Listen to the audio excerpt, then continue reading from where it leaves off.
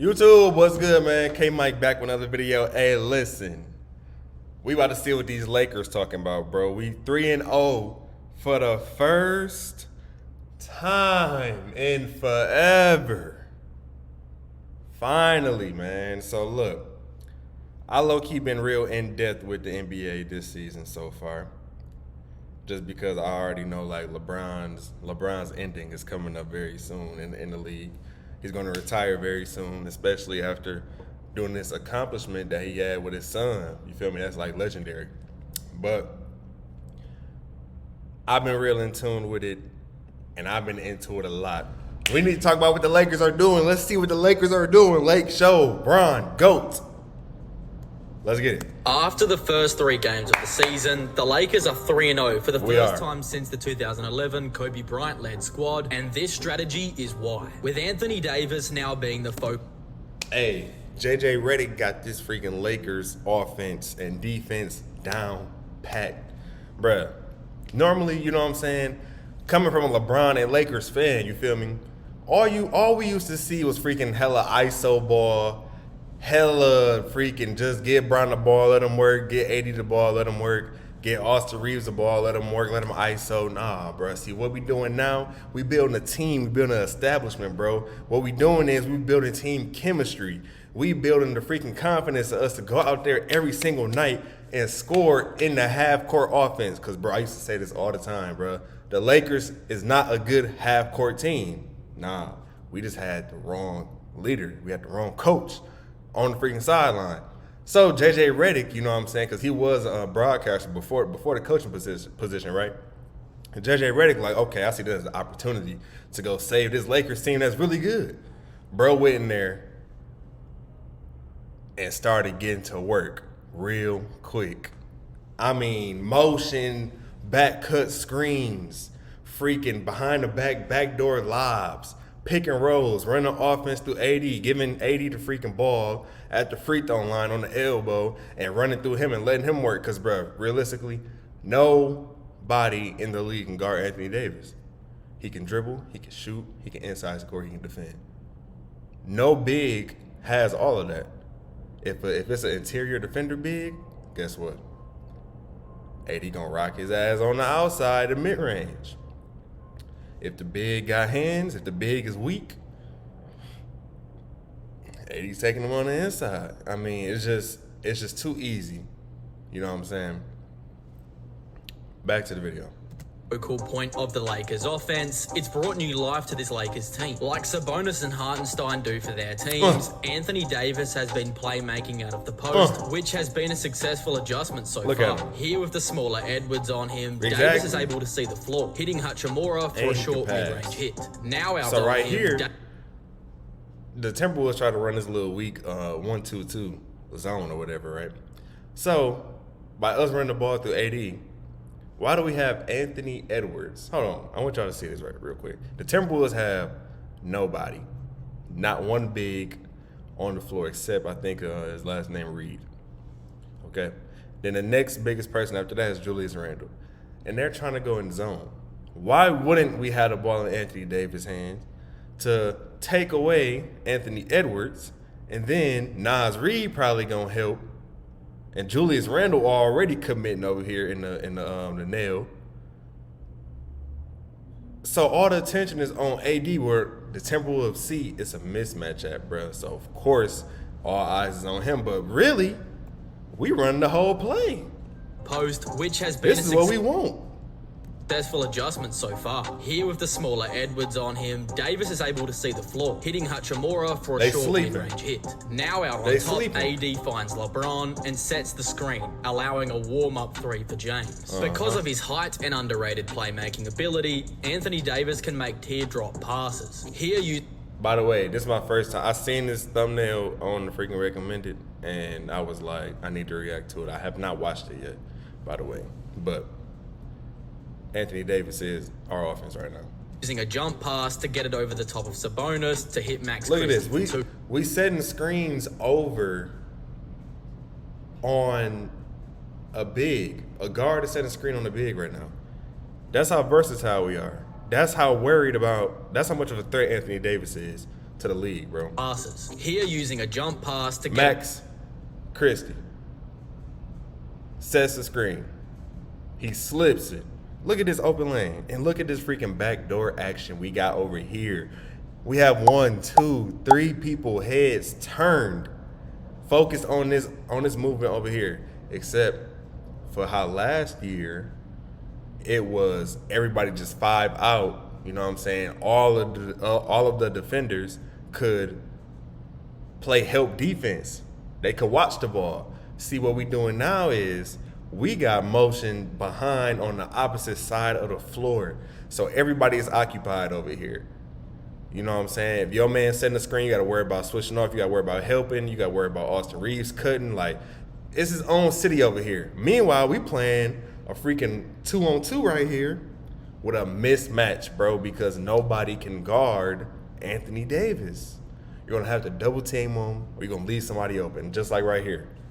Over the top of Sabonis to hit Max Christie for 2. He's also being used as a connecting piece. Here making a play off the LeBron pass, which gives AR an easy 2. Overall, this Lakers offense just has so much movement. Man. As here, Dalton gives to Rui off the AD screen, and once Hachimura gives it back to Davis, Connect cuts back door or a wide open slam. We saw flashes of this kind of playmaking from Anthony Davis in the preseason, and we all wondered whether or not this would carry over to the regular season. And over the first 3 games of the season, these questions have been answered. As thanks to a better offensive system, the Lakers are now 3-0 and haven't played bad competition either, unlike the Warriors, who right now look like a super team, but they've only played Portland and Utah. Opening night was against Minnesota, who just made the Western Conference Finals. Then they played a Phoenix team, who's looking a lot better under Coach Bud. And finally, they beat the Sacramento Kings, a team that just added DeMar DeRozan, improving AD's record to 1-11 against Domantas Sabonis. But the added playmaking from Davis hasn't been the only reason the Lakers have been winning these games. I said this in my last video against the Lakers, and it's still relevant even 2 games later. Back in the championship year, the Lakers were the 2nd best offensive rebounding team in the NBA, while last season they were dead last in that category. So part of what JJ has done to transform this Lakers team is re-emphasizing the need to crash the offensive glass. Here, LeBron misses the 3, but because Anthony Davis battles for the offensive rebound, he gets 2. In the last couple of seasons where their offensive rebounding numbers were down, the Lakers would just focus on getting back in defense. But now they still send some back, but now it's also Anthony Davis and the corner guys that are consistently crashing the offensive glass after misses. As here, Max Christie gets the tip out from the weak side corner. Here off his own miss. Because you really got to think about it with offensive rebounds, bro. The defense is expecting all the offense to go back on the other side, bro. So like when you catch somebody lacking, that's what offensive rebound really is, catching somebody lacking. It's just like, okay, free board, because you ain't know I was right there, because you're not boxing out. Everybody don't box out. The misses. As here, Max Christie gets the tip out from the weak side corner. Here off his own miss, Austin Reeves tidies it up, and in this first game, AR would lead the team in offensive rebounds with 4. Now, every offensive rebound doesn't end up in a putback, but here, Hachimura is able to keep possession after the James miss. Getting second chance points is a great way to boost your offense, even if you're struggling. But here, just look at the amount of activity on the offensive glass. Here, it's the same story. As first, Reeves gets the offensive rebound off his own miss, creating an open 3 for Christie. And once Max misses the 3, it's Hachimura who comes flying in. And even though he's not able to finish on the putback, that's still a lot of activity and hustle. Extending possessions and giving themselves second chance opportunities has been what's led this Lakers team to getting wins, despite shooting poorly from 3. As here, it's Gabe Vincent who grabs the offensive rebound and is then fouled. Plays like this just gives your teammates so much confidence. As here, even though Russell misses the layup, Davis is right there to clean it up. JJ has gotten this Lakers team to buy into hustling on both ends of the floor, and with every guy playing for each other,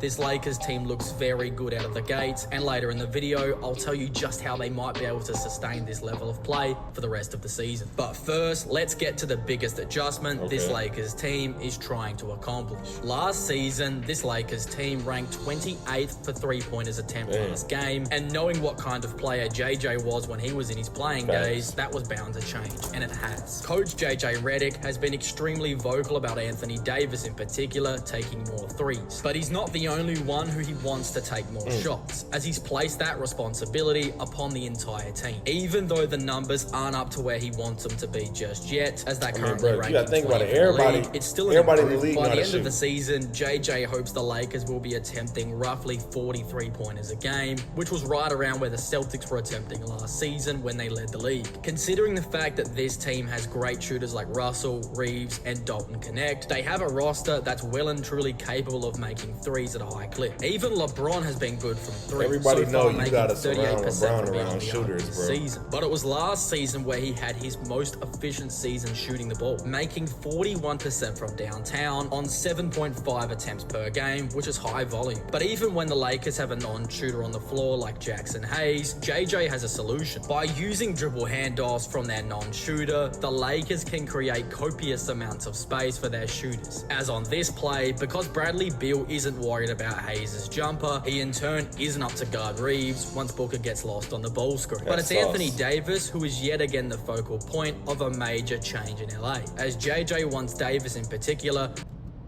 had going for them in the championship season. Back in 2020, Anthony Davis made 33% from deep, which isn't great, but it's good enough. But it's what he did in the postseason that made such a huge difference. Over the course of the playoffs, Davis made 38% from downtown on nearly 3 attempts per game, which was elite, and was also a driving factor to why the Lakers won that title. If Anthony Davis can get to even just 36% on 2.5 attempts per game this regular season, the Lakers would in theory be able to mimic a Celtics-like 5-out offense, which would instantly change not only Anthony Davis's individual player profile, but the entire team's profile, making them in turn much tougher to guard. But not only that, the Lakers have shown real trust in themselves as a unit. In the second game against the Suns, the Lakers found themselves down 22 points in the second quarter after an otherworldly shooting performance from the Suns, where they made 66% from downtown for 12 made threes in that first half. But in the second half, the Lakers led by LeBron's 17 second half points, 25 points from Austin Reeves, and AD's monster stat line of 35, 8,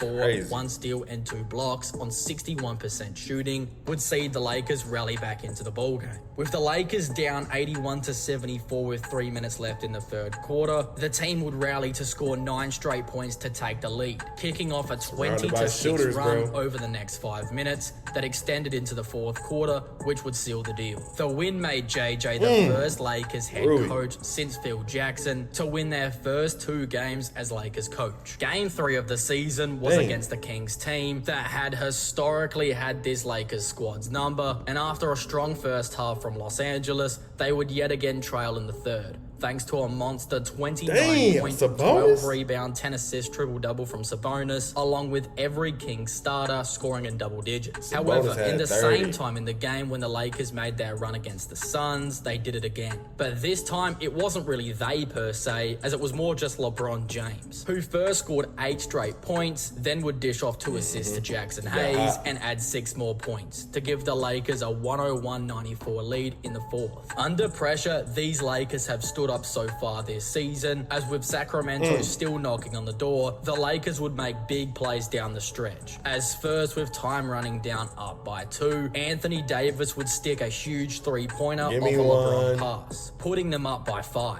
But with the Kings making a bucket down the other way, they only trailed by 3 and didn't opt to foul, going all in on their defense. However, this new movement Lakers offense is deadly, and under pressure, it's the same story, as LeBron will first cut to lose Murray, and then once he gets the ball, he finds Rui with a beautiful backdoor pass for the game. The Lakers are now 3-0, but is this sustainable for the remaining 79 games? It is. And will they be a legitimate threat in the Western Conference? Hey, listen, I'm gonna put it like this. Let me get y'all back full screen real quick. I'm gonna put it like this, right? Let me put it like this, right? I know for a fact that the Lakers is winning the finals this year. Why? We got a brand new coach. Okay? We surrounding the GOAT around by shooters. Think about Miami. Think about Cleveland. When we got our, we have a shooting big. Think about it. This Chris Bosh 2.0. This D-Wade 2.0. It's over for the league, bro. Nobody in the West can compete. Nobody in the West can compete. They cannot. And that's just that. I'm telling you. And then last year, I ain't want to talk about Lakers season last year. But anyway, this year, the Lakers going to win 100%. Brian going to get another ring. AD going to get another ring. Bronny might get a ring. You know what I'm saying? Like, D-Lo. Like, we just got too many pieces. Rui, Jackson Hayes off bench. Connect off bench. Shooters, Gabe Vincent. Defender. Like, we just got way too many pieces, bro, and we got a good leader this year. So I guarantee when I tell y'all, like, the Lakers winning it, the Lakers gonna win, bro. The Lakers gonna win. Golden State, I watched that game the other day. Steve Kerr don't know how to freaking operate with his. That's not his normal team. He ain't got the pieces how he used to. Who else? OKC, they still young, upcoming. San Antonio, most definitely not. Who else? Phoenix. Phoenix don't know how to close games, okay? They don't know how to close out games. Sacramento, no. Who else? Blazers, no. Who else in the West? Memphis, most definitely not. Talking about playoff caliber teams. Who else?